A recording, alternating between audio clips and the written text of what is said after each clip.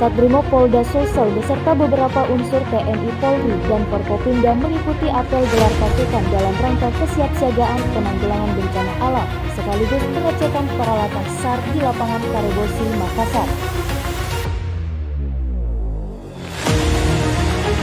PLT Gubernur Sulawesi Selatan Andi Sudirman Sulaiman selaku pimpinan apel dalam amanatnya menyampaikan apresiasi kepada Polda Sulsel yang melakukan gelar pasukan dan pengecekan peralatan SAR tersebut. Pada kesempatan ini saya menyampaikan apresiasi dan ucapan terima kasih kepada Polda Sulawesi Selatan yang menggelar apel konsolidasi antisipasi bencana alam yang dalam rangka meminimalisir terjadinya korban dan kesiapsiagaan dalam antisipasi bencana alam yang dapat terjadi kapan saja dan mana saja.